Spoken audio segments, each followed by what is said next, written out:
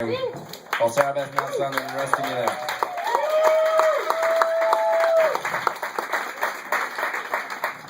Beautiful voice.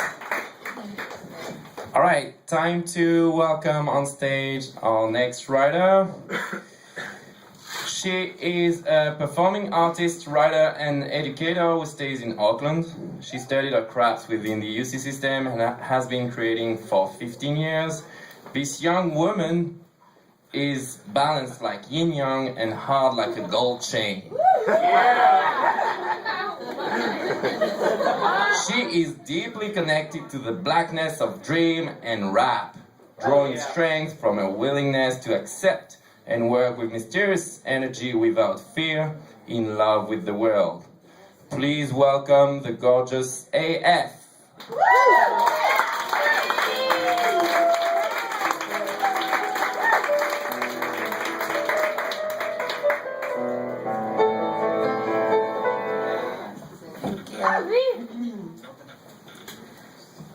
Mercedes-Benz Fashion Week, Africa. He came out of the shadows between two streetlight thighs, held in my gaze with love and water. He waited for an invitation into my dark front yard. He laughed like a child, scarred and scared. He said, "If you were with me, I'd have you pushing a BENZ." Then it was my turn to laugh and said, "I'd just crash it and I'm good. Thank you for asking." I wasn't good in reality. The last thing this hood needs is an ornament. But we still smoked because it's nice to have company and misery loves wizardry. A stranger approaches.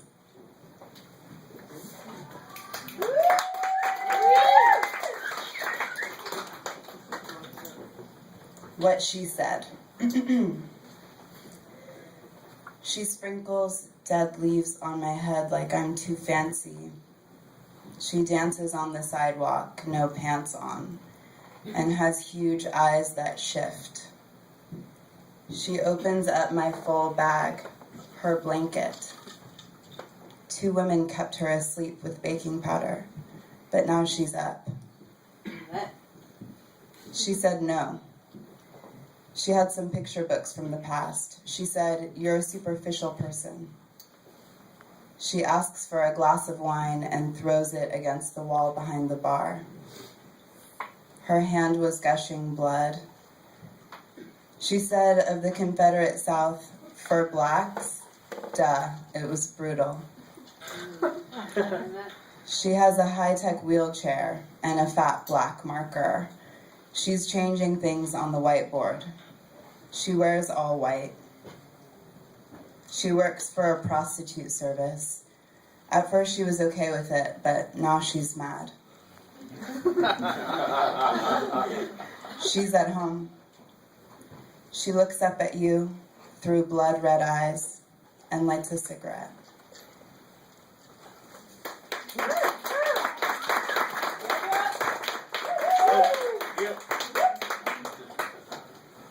This is my last one. It's called Bad Habits.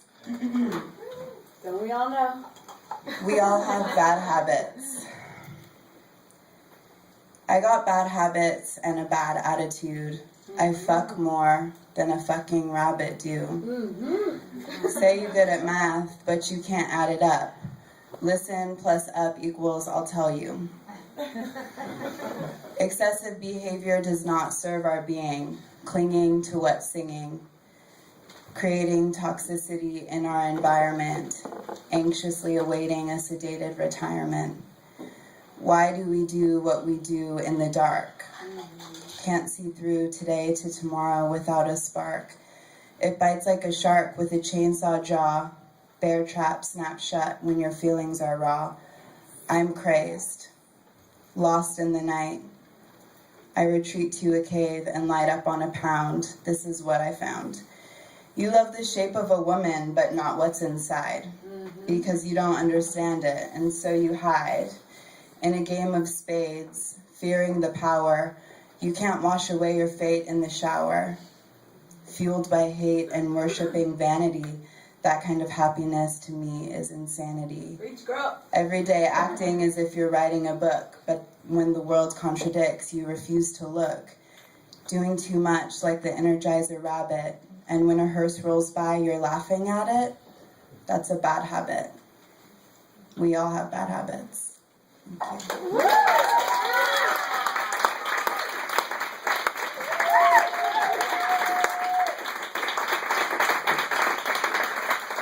Thank you, AF. I hope you guys are still having a good time. I am. Oh, well, somebody's having a real good time over there.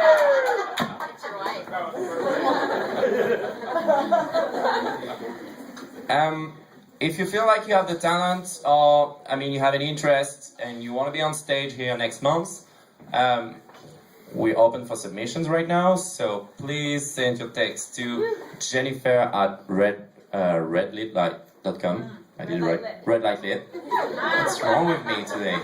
Redlightlit.com, Jennifer. Alright.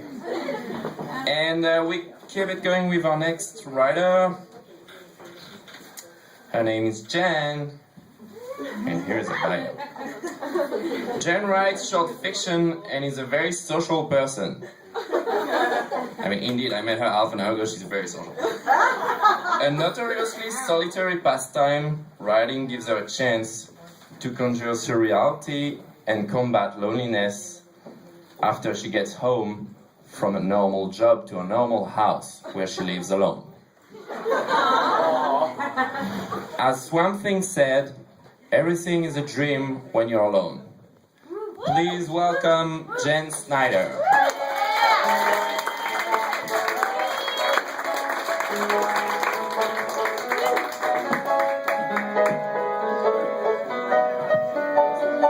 You didn't know Swamp Thing said that. Isn't that cool that he has those feelings? So this is an excerpt from a story I wrote called The Creep.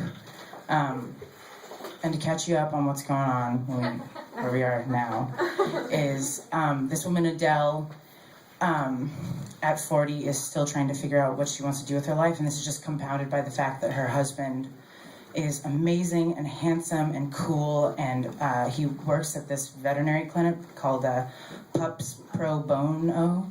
And he gives, everyone in town adores him. People recognize him on the street. They recognize her.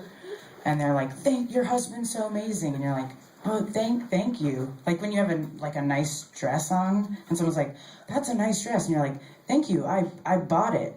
Like you didn't do anything. And you're like, I know, I'm smart. I looked at it and took it with me. So, yeah, she hates everyone. And so obviously she hates her husband, because what the fuck? That sucks. And she works in an office, and she's starting to rebel. She's smoking cigarettes now behind a theater. And she's sneaking into the movie, by all the time, and then going to movies with him later and being like, oh, I didn't know I could. And they somehow don't notice a well-dressed 40-year-old woman sneaking into the theater. It's sad. Let's see. She's also riding the bus a lot. That's important. She's riding the bus home from work. And there's this guy on the bus, and he's got blonde, long, curly hair. And he's always being lewd and rude to her. And she likes to be like, how dare you? But she secretly she's kind of into it. So, and she's picking up new hobbies too, and they suck. One's latch hooking, which I tried that. It sucks. It's really boring. They'll never, ever, ever be worth it. No one will ever. You could never make anything with latch hook that anyone would ever deserve. You could never love anyone enough to give them the fucking latch hook that you make, because after 2 lines and you're trying to go for Charles Manson's face, it's never gonna be worth it.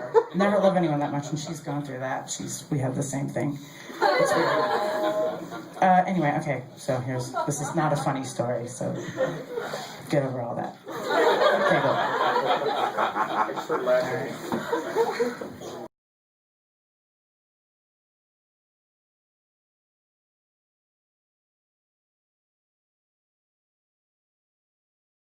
Rest of the marquee before going and washing up in the bathroom.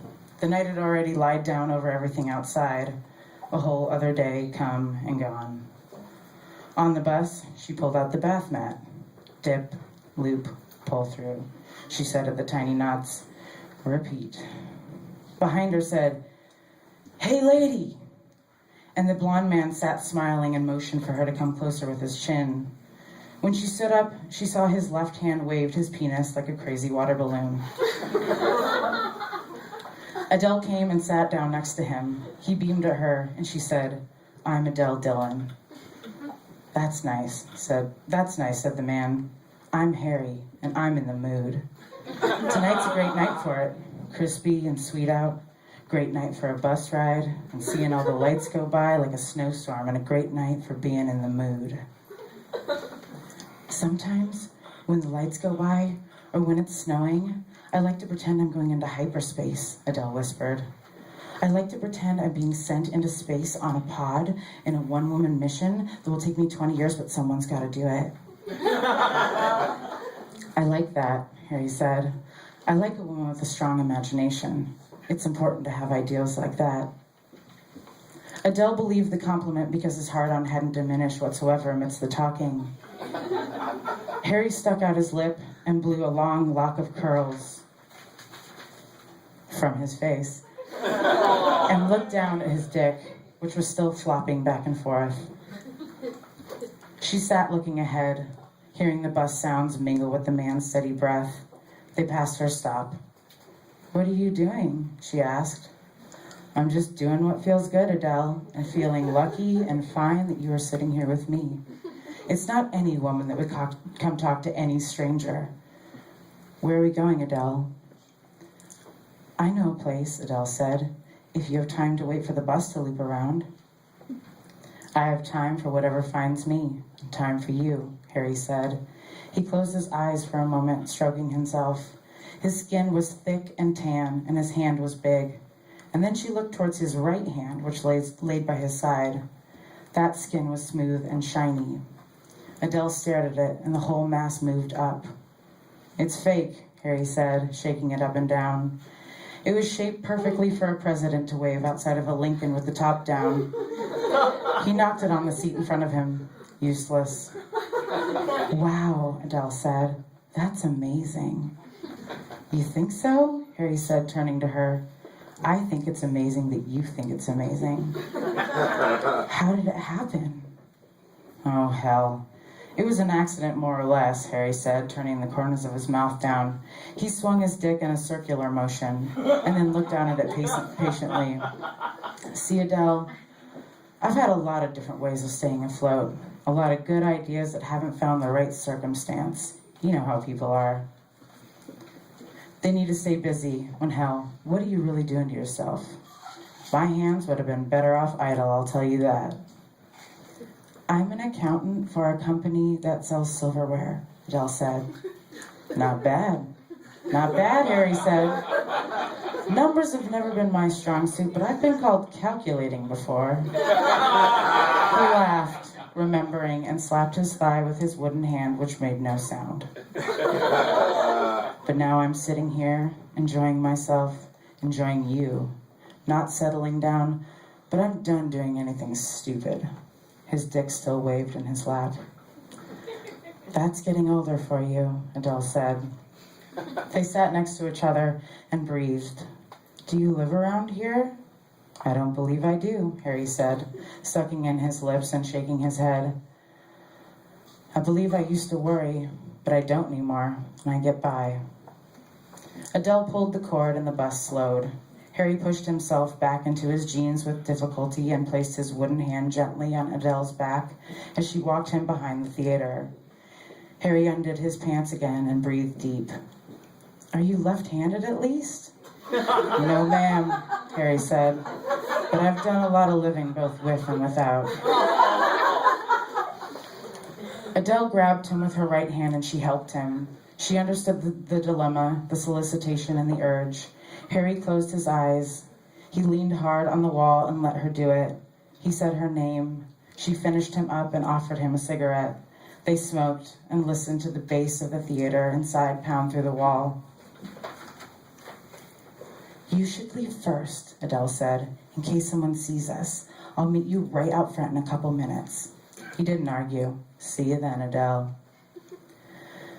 Adele stayed in the alley for some time. She smoked and looked up. The smoke made like pet milk and blended in.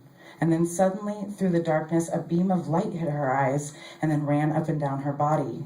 She stayed still and squinted, dropped the cigarette casually behind her and stepped on it with her heel. "Mrs. Dillon?" a voice said. Adele stayed quiet. "Mrs. Dillon, is that you?" The crumpled sound of a walkie-talkie and heavy boots tattled on the stranger.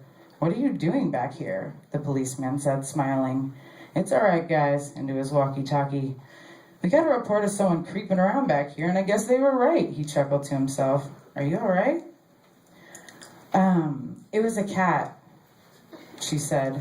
"She was a stray, I think, no collar. I followed her back here. She must have run off in the dark." "Oh," the officer said, opening his eyes. "Where do you think she got off to?" The two of them looked left and then right. They followed the flashlight across the brick and behind the dumpsters. Looks like she must have gone back out onto the street," Adele said. The two went and stood under the marquee and looked out. Everyone was coming and going. The queue along the theater moved like the conveyor belt at the grocery store. And a homeless man walked by rattling a shopping cart, and the policeman nodded to him. And a tree growing from a cutout in the sidewalk dropped a leaf or two. "I guess he's gone," Adele said. "She," said the policeman. "She, right?" "Right," Adele said. "She's long gone."